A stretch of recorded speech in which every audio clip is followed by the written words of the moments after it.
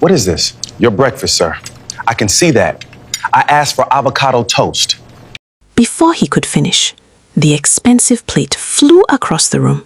It smashed against the marble wall. I love Liz. In this particular story, Hitting, the billionaire's son, had all the privileges from birth, but he took advantage of it. And life taught him a lesson he will never forget for the rest of his life. So let's dive into the story and see how it unfolds. Imagine opening your eyes every morning to servants waiting outside your bedroom, each one competing to be the first to serve you. Never making your own bed, never cooking a single meal. Now, imagine losing all of it. Not because your family's business collapsed. What happened next changed everything. This is the unforgettable story of Richard Adewale. There are people who are born into wealth, and there are people who are born believing the world itself belongs to them. Richard belonged to the second category. At just 26 years old, he had never known hunger. He had never stood in a queue.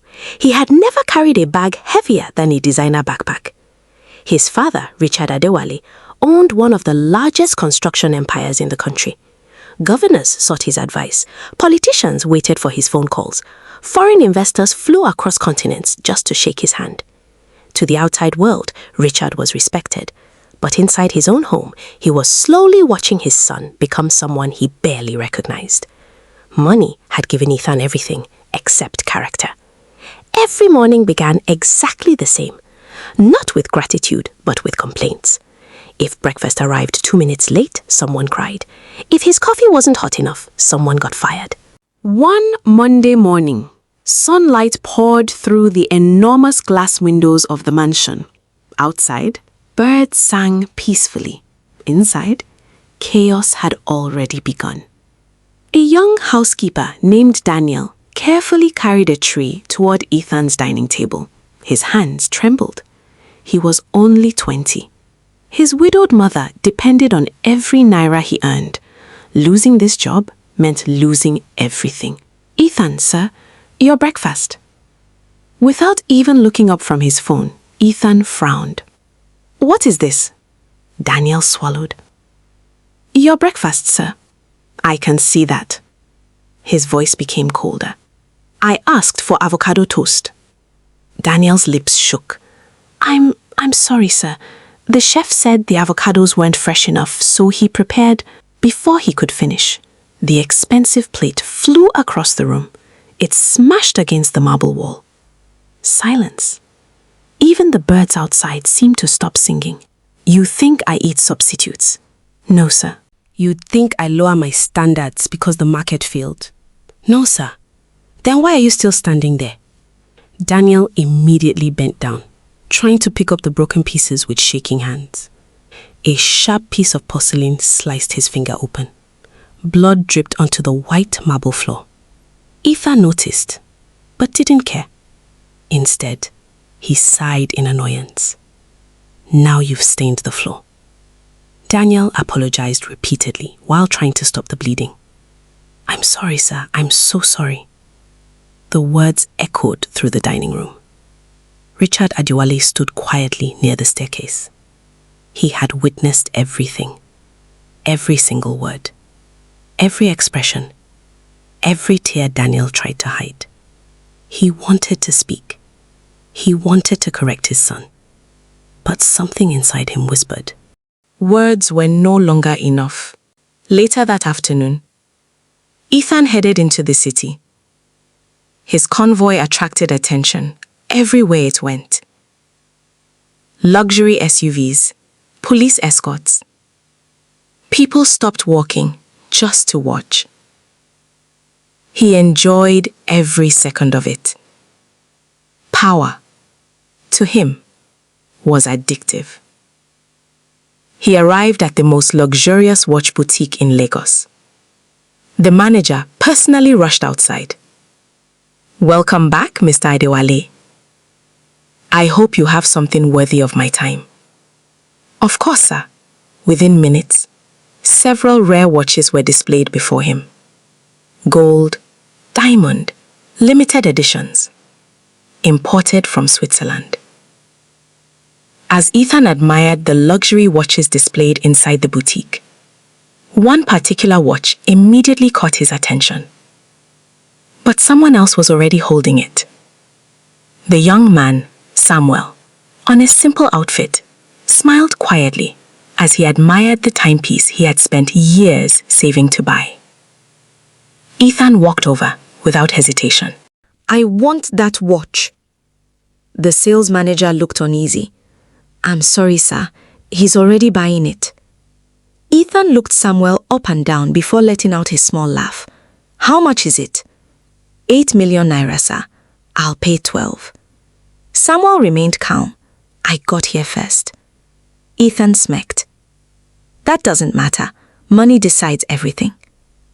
Samuel looked him in the eyes and gently replied, Money may buy this watch, but one day, life will teach you something money never can. Ethan laughed confidently. Do you know who I am? Samuel smiled. No, and I don't think it matters. Without another word, Samuel placed the watch on the counter and walked away. Ethan smiled, believing he had won. He had no idea. Life was about to prove Samuel right. The next day, Ethan laughed at a delivery rider whose motorcycle had broken down outside one of the company's buildings. Instead of helping, he rolled down the window of his luxury car, he spat on the motorcycle and drove away laughing.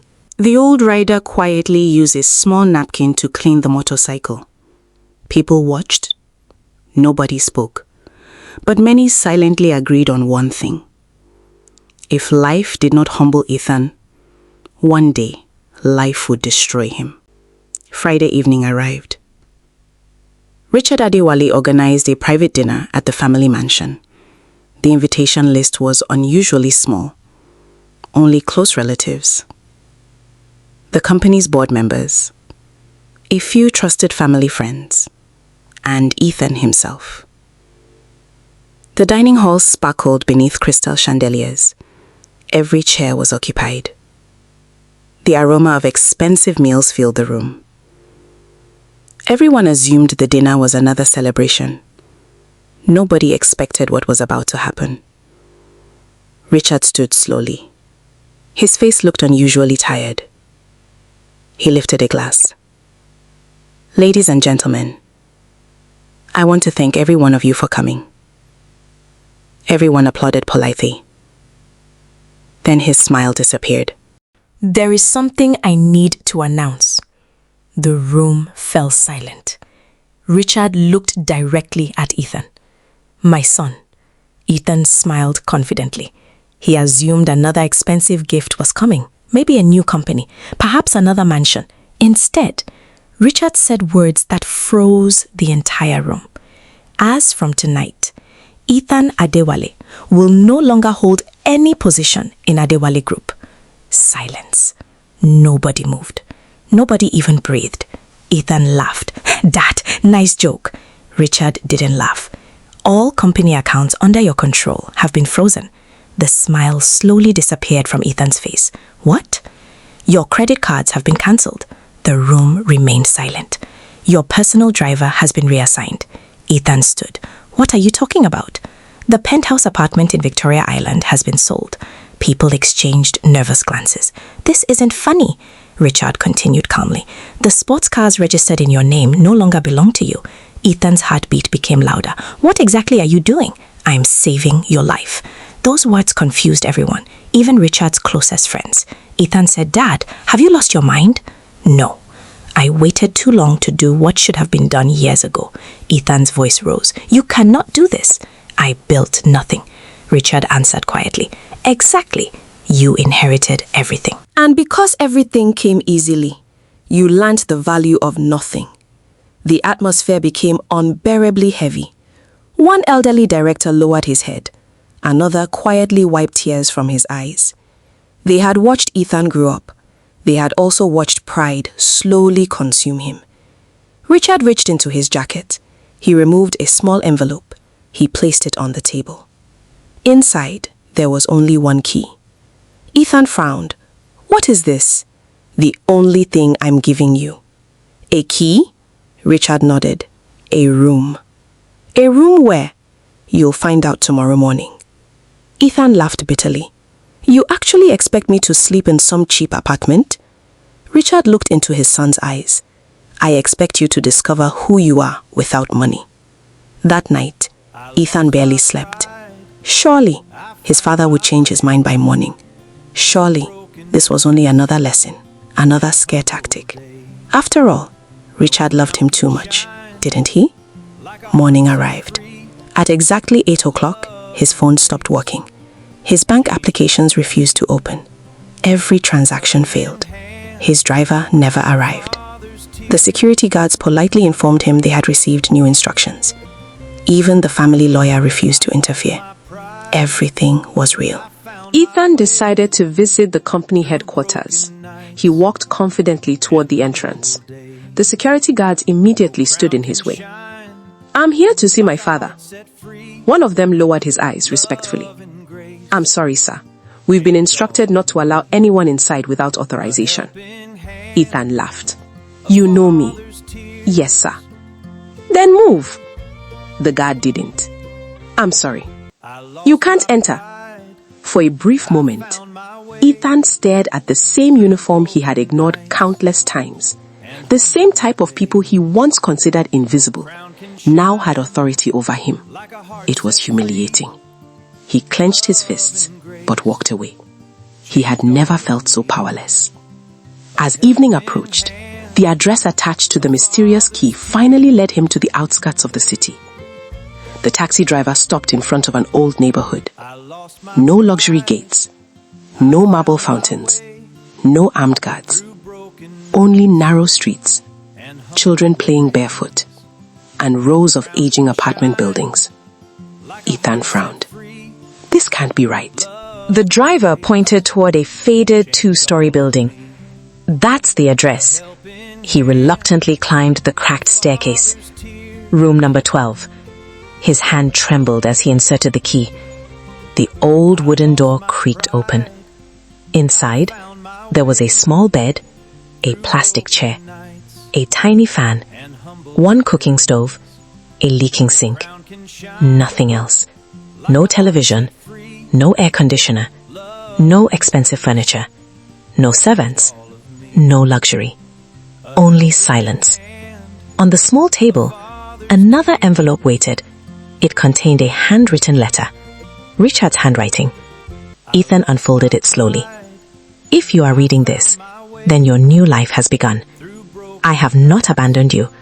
I have protected you from a future that would have destroyed you. You will live here. You will earn your own food. You will find your own work. I will not rescue you. I will not answer your calls. I will not send anyone to help you. The day you discover the value of people is the day you will understand why I did this. Until then, you are on your own. Ethan read the letter 3 times. His hands began shaking. His chest tightened. No! No! This isn't happening. He rushed outside. He dialed his father's number. Blocked. He called his lawyer. No answer. He called his friends. Nobody picked up. For the first time in his entire life, the silence around him felt louder than any scream. As darkness slowly covered the neighborhood, a heavy rain suddenly began to fall. Ethan stood alone, holding the key to a tiny room, completely unaware that the very first person he would meet the next morning would unknowingly become the reason his entire destiny changed forever. The rain did not stop until long after midnight. Inside the tiny room, Ethan sat on the edge of the old wooden bed, staring at the cracked ceiling. Every few seconds, a drop of water leaked through the roof and landed inside a rusty bucket placed in one corner. Drip, drip, drip. Each sound reminded him that this was no nightmare. This was his new reality. Only 3 days ago, he had slept on a king-sized bed imported from Italy. The room had smart curtains that opened automatically every morning.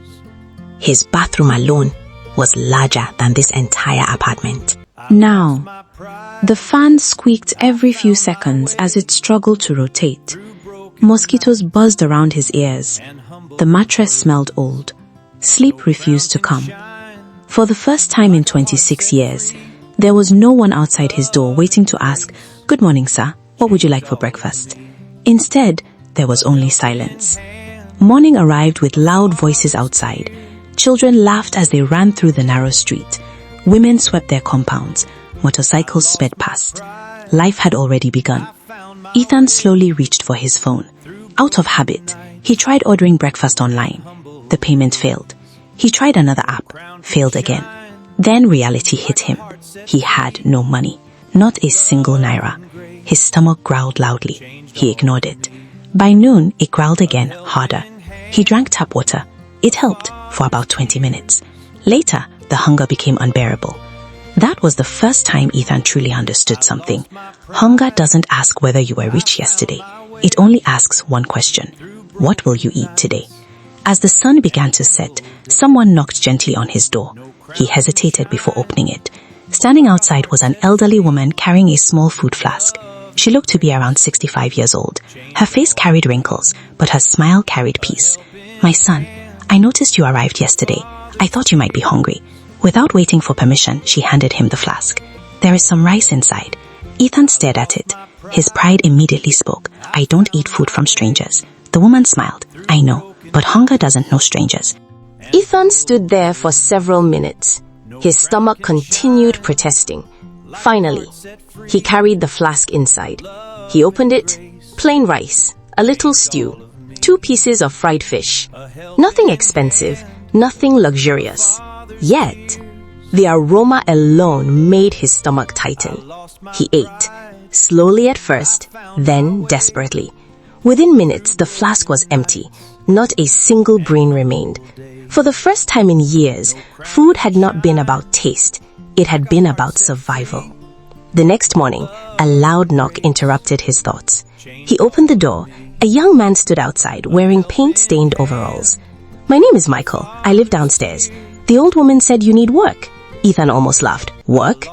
"Yes, I'm helping repaint at school. We need extra hands." Ethan frowned.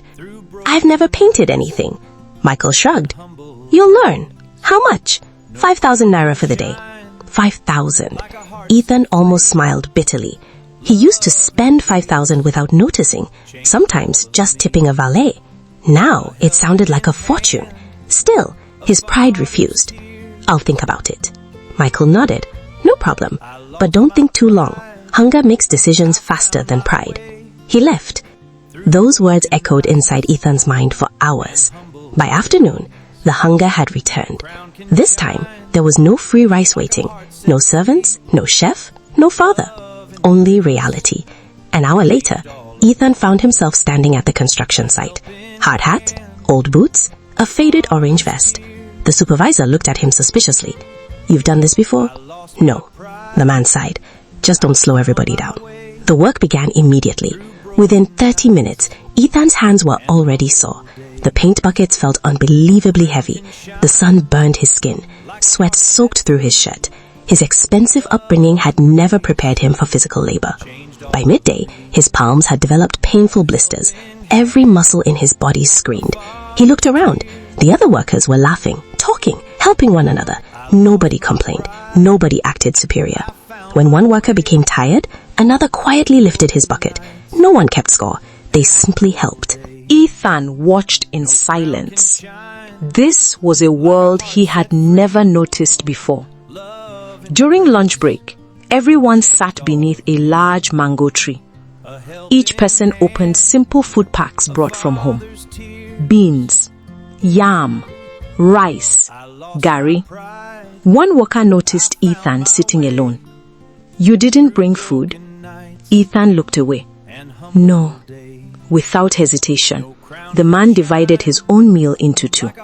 "Here." Ethan immediately refused. "I'm fine."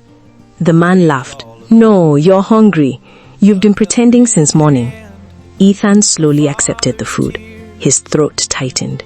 Yesterday, he had rejected rice from an old woman. Today, 2 strangers were feeding him. Neither expected anything in return. For some reason, that kindness hurt more than any insult. As work resumed, an elderly laborer carrying cement suddenly stumbled. The heavy bag slipped from his shoulder. Without thinking, Ethan instinctively stepped aside. The old man crashed to the ground. Everyone rushed toward him. Michael looked directly at Ethan. "You are closest. You could have caught him." Ethan didn't answer. The old man forced a smile. "It's all right. I'll manage." Those simple words made Ethan uncomfortable. Very uncomfortable. For the first time, he remembered Daniel, the young servant he had humiliated, the blood on the marble floor, the apology. "I'm sorry, sir." The memory refused to leave him. That evening, after receiving his first wages, 5 crisp 1,000 naira notes, Ethan stared at the money for a long time. Never before had 5,000 naira felt so heavy. Every note carried sweat, pain, blisters, exhaustion. He finally understood why workers protected every coin they earned, because every coin represented hours of sacrifice. As he walked home, he noticed the elderly woman who had fed him sitting outside her small apartment. She was quietly sorting vegetables. Without saying a word, Ethan walked over. He placed 3,000 naira into her hands. She looked surprised. "My son, what is this?" "For the rice." The woman smiled warmly. "I wasn't selling kindness. You didn't owe me anything." Ethan lowered his head. "No, but I owed myself." For the first time, the old woman noticed something different. The pride in his eyes had become smaller. Not gone, but smaller. She smiled quietly. The lesson had begun. What Ethan didn't know was that someone else had been watching him from a parked car across the street. A black SUV. Dark tinted windows. Inside sat Richard Adewale. Beside him was his personal assistant. The assistant spoke softly. "Sir, should we tell him you've been paying his rent all this time?" Richard slowly shook his head. "No, not yet." The assistant hesitated. "Do you think he'll forgive you?" Richard looked through the window at his son, who was now helping the old woman carry her basket inside. A tear rolled slowly down Richard's cheek. "I don't need him to forgive me today. I only pray that one day he becomes a man who never needs another lesson like this again." But something else had changed too. His heart. Every morning before leaving for work, he swept the corridor outside his apartment. Every evening, he helped the elderly woman everyone called Mama Grace carry groceries home. The same man who once refused to look poor people in the eyes now greeted every cleaner, every security guard, and every roadside trader with genuine respect.